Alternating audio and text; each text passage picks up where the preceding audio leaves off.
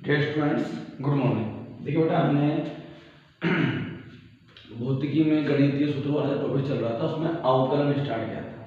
ठीक है, मैंने बताया था आपको अवकलन का मतलब होता है किसी भी एक भौतिक राशि में दूसरी भौतिक राशि के सापेक्ष हम अवकलन के द्वारा परिवर्तन की दर ज्ञात कर सकते हैं। जैसे हमने बताया था फलन, जैसे y बराबर मैंने लिख दिया 2x स्क्वायर प्लस 3x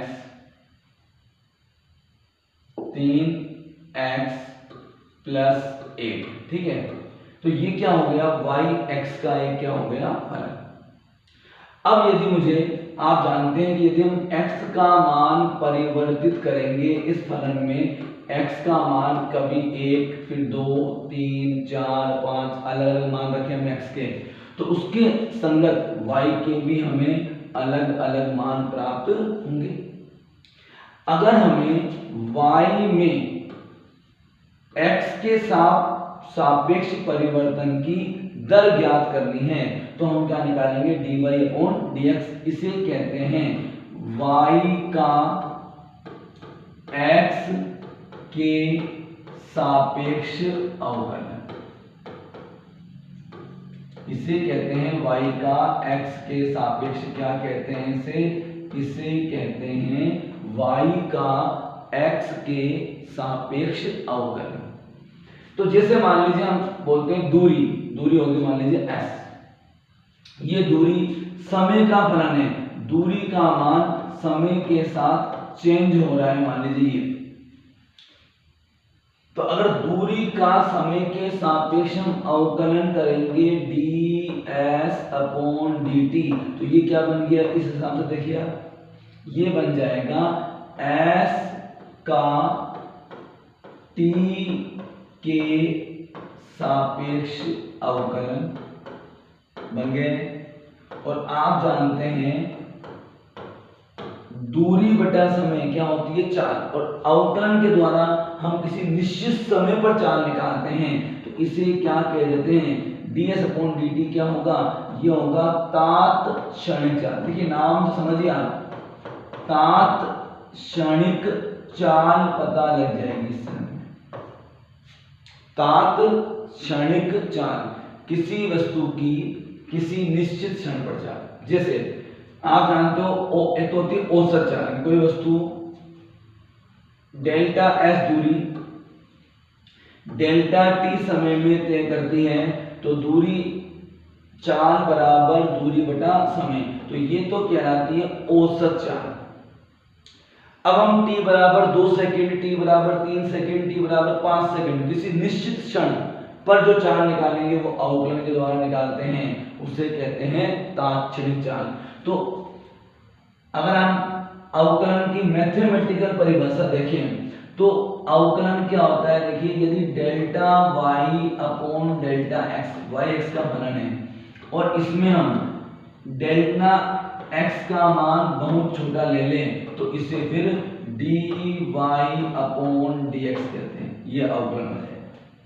तो आप तो इतना समझिए यहाँ पर कि ये dy/dx का मतलब क्या है, y का x के सापेक्ष अवकलन। ds/dt लिखा है तो ऊपर वाला जो भी लिखा हुआ है उसका नीचे वाले इसके सापेक्ष क्या होता है, अवकलन। मैंने लिख दिया dy/dt, तो ये क्या बन गया, ये बन गया y का t के सापेक्ष अवकलन। मैंने लिख दिया dθ/dx, तो थीटा का x के सापेक्ष अवकलन। अवकलन का उपयोग हम फिजिक्स में कब करेंगे, जब हमें एक भौतिक राशि में परिवर्तन की दर दूसरी भौतिक राशि के सापेक्ष ज्ञात करनी है। ये हो गया y में x के सापेक्ष परिवर्तन की दर, ये हो गया दूरी s में समय के सापेक्ष परिवर्तन की दर, ये हो गया y में समय के सापेक्ष परिवर्तन की दर, ये हो गया थीटा में x के सापेक्ष परिवर्तन की दर। तो इस तरह से हम अवकलन का उपयोग करते हैं। ठीक है, जो हमने एग्जांपल भेजे थे आपको उसमें लिखा हुआ, देखो ये वाली चीज लिखी हुई है कि limit delta x tends to 0 delta y upon delta x बराबर क्या होता है dy अपॉन dx। जैसे आप एक चीज मानते हैं वेग में परिवर्तन की दर को क्या कहते हैं त्वरण। तो अगर मैं dv अपॉन dt लिख दूं, v यहाँ वेग है तो dv अपॉन dt बराबर क्या हो जाएगा a त्वरण। वेग में समय के सापेक्ष परिवर्तन की दर क्या हो जाएगा त्वरण।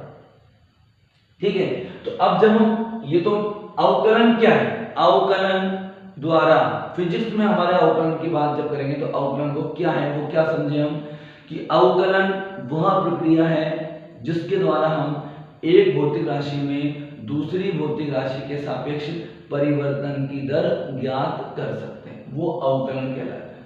ठीक है, अब dy अपॉन dx जैसे यहाँ पे देखा y x का फलन है, अर्थात इसको देखकर हमें पता लग गया कि y का मान x के सापेक्ष क्या होता है परिवर्तित होता है।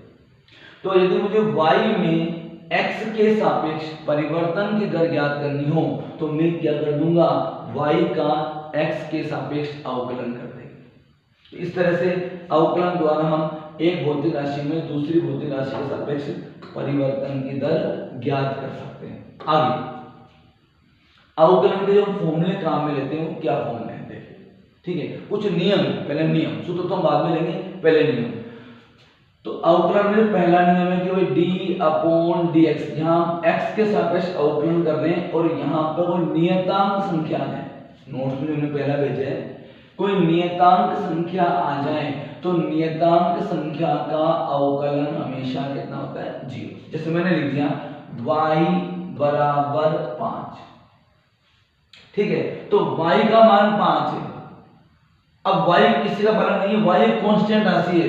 अब मैं इसका y का x के सापेक्ष अवकलन करूंगा तो 5 एक कांस्टेंट राशि है, इसका अवकलन कितना हो जाएगा 0। दूसरा जो बता रखा है अगर d अपॉन dx c गुणा यहां पर कोई भी फंक्शन आ गया v यहाँ x पर निर्भर करता है, c यहाँ नियतांक है, तो क्या करते हैं नियतांक को तो आप बाहर ले लो और v का x के सापेक्ष अवकलन कर दो। v x का फलन है, v नियतांक नहीं है। जैसे मैं एग्जांपल लेता हूं y बराबर 3x स्क्वायर। अब मैं इसका x के सापेक्ष अवकलन करूंगा तो dy अपॉन dx। अब 3 नियतांक है, जैसे यहाँ 5 नियतांक था लेकिन साथ में कोई x वाली राशि नहीं थी, यहाँ पर x वाली राशि है जिसके सापेक्ष अवकलन कर रहे हैं वो राशि है, तो 3 तो कांस्टेंट है। अब यहाँ पर किसका अवकलन करेंगे हम, x स्क्वायर का अवकलन कर दिया जाएगा। ठीक है, आगे नंबर तीसरा जो नियम दिया गया है, अगर मान लीजिए 2 या 3 पद y बराबर, इसमें y बराबर मान लीजिए यहां पर मैंने बोल दिया आपको c f ऑफ x था, तो c को बाहर ले लेंगे, f ऑफ x का अवकलन हो जाएगा। y बराबर 3 फलन, एक तो u है प्लस माइनस b है प्लस माइनस w है। अब मैं इसका अगर अवकलन करूंगा तो अवकलन x के सापेक्ष करेंगे तो dy अपॉन dx बराबर आएगा u वाले का अवकलन x के सापेक्ष, v वाले का अवकलन x के सापेक्ष और w वाले का अवकलन भी x के सापेक्ष। अगर 3 पद 3 अलग अलग, ये भी x का फलन है, ये भी x का फलन है और ये भी x का फलन है, तो अगर 3 पद एडिशन में जोड़ में है तो उसका जो अवकलन आप निकालेंगे तीनों का अलग अलग अवकलन आप निकाल देंगे, प्लस माइनस यहाँ प्लस माइनस। ठीक है, ये हो गया। अब अगला जो नियम है वो ध्यान दीजिएगा, यदि x के 2 फलन, ये हमारे बहुत कम काम में आएगा फिजिक्स में, तो u गुणा v गुणा में है तो क्या नियम होता है dy अपॉन dx। एक को आप कांस्टेंट रखिए और दूसरे का अवकलन कर दीजिए, एक को कांस्टेंट रखा दूसरे का अवकलन कर दिया, अब दूसरे को कांस्टेंट कर दीजिए पहले का अवकलन कर दीजिए। ठीक है, इसके बाद एक और है दो फलन भाग में आ जाए, y इन सब का जब हम प्रैक्टिस क्वेश्चन करेंगे तब सारी बात वापस चलेंगे हमें, ठीक है। ये नियम कैसे लगाए जाते हैं, u अपॉन v, x के दो फलन है u अपॉन v, तब क्या होगा, देखिए ये अंश में आ रहा है x का फलन और ये हर में आ रहा है। तो अब अगर आप dy अपॉन dx करेंगे तो क्या तरीका होता है, हर का वर्ग, हर का वर्ग, हर हर महादेव, तो यहां पे क्या करना, हर हर आएगा पहले यहां पर, हर और हर यहां पे आएगा अंश का अवकलन du अपॉन dx, तो हर हर महादेव होता है, तो हर के बाद हर पहले कांस्टेंट, अंश का अवकलन माइनस साइन, ध्यान दीजिए अभी पे माइनस साइन। अब अंश कांस्टेंट, अंश का अवकलन तो हो चुका है, अब हर का अवकलन, अगर दो x के फलन भाग में आ जाए तो अवकलन का सूत्र ये होता है। अब कल मैंने आपको अवकलन का एक बहुत सिंपल सा फॉर्मूला, बहुत बार ज्यादातर हमारे वही काम में आएगा, वो बताया था, और भी फॉर्मूले में बताऊंगा आपको, लेकिन पहले इस फॉर्मूले को ध्यान से समझिए आप, x की घात n, तो अगर ये है तो इसकी n घात तो आगे आ जाएगी और एक घात इसमें से हम क्या कर देंगे, कम कर देंगे, तो ये हो जाएगा x की घात n का अवकलन, क्या होगा, x की घात n का अवकलन होगा n x की घात n माइनस 1, x की घात n का जो अवकलन होगा वो होगा n x की घात n माइनस 1। अब देखिए, अब मैं ये एग्जांपल जो आपको बता रहा हूँ, ये एग्जांपल्स मैं आपको देता हूँ, जैसे ये दो एग्जांपल, ठीक है, ये थोड़े से यहीं आपको दिक्कत आ सकती है, बाकी कोई दिक्कत नहीं है, ठीक है। देखिए दो फलन गुणा में, जैसे ऐसे आ गया y बराबर x plus 2 into x square, ये दो फलन गुणा में हो गए, एक तो फलन ये वाला हो गया और एक फलन ये वाला हो गया, गुणा में हो गया। इसका मुझे अवकलन करना है तो dy अपॉन dx, पहले इन दोनों में से किसी भी एक को कांस्टेंट रख दो आप, दूसरे का क्या कर दो, अवकलन, किसका अवकलन कर दिया, एक्स स्क्वायर का। अब एक्स स्क्वायर को कांस्टेंट रख दो, किसका अवकलन कर दो, x प्लस 2 का। अब देखिए x प्लस 2 तो कांस्टेंट है, अब x स्क्वायर का अवकलन 2 घात है वो तो आगे आ जाएगी, अभी फॉर्मूला बताया था, एक घात कम हो जाएगी तो वो आ जाएगा 2x plus x square constant, x का अवकलन कितनी घात है ऊपर, एक घात आगे आएगी, एक घात घटेगी तो 0 बचेगा, 1 माइनस 1 0, तो ये इसका x का x के सापेक्ष अवकलन हो जाएगा 1 प्लस 2 है। अब 2 के साथ कोई x वाला फलन नहीं है, और अभी बताया था मैंने आपको, अगर कोई कांस्टेंट राशि आ जाए 5 2 8 कुछ भी कांस्टेंट राशि आ जाए उसका अवकलन कितना होता है, 0।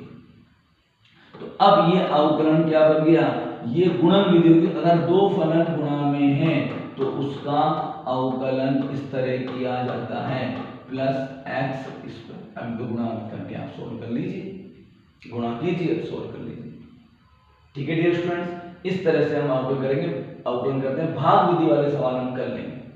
आज हमने दो फलनों का गुणनफल होने पर कैसे अवकलन करते हैं यहां तक बता दिया है। अगर दो फलन भाग में होंगे तब कैसे करेंगे ये कल बताएंगे। और ये जो x की घात n वाला फॉर्मूला मैंने बताया था, अभी हम इसी फॉर्मूले पर फोकस कर रहे हैं कि x की घात n का अवकलन n x की घात n माइनस 1। एक फॉर्मूला इसमें आज शुरुआत में बता दिया मैंने आपको, कोई कांस्टेंट राशि आ जाए तो उसका अवकलन कितना होता है, किसी भी कांस्टेंट राशि का अवकलन 0, जिसके अगर मैं x के सापेक्ष अवकलन कर रहा हूं, 2 आ गया 5 आ गया 7 आ गया, साथ में x वाली राशि नहीं है तो अवकलन कितना होगा 0।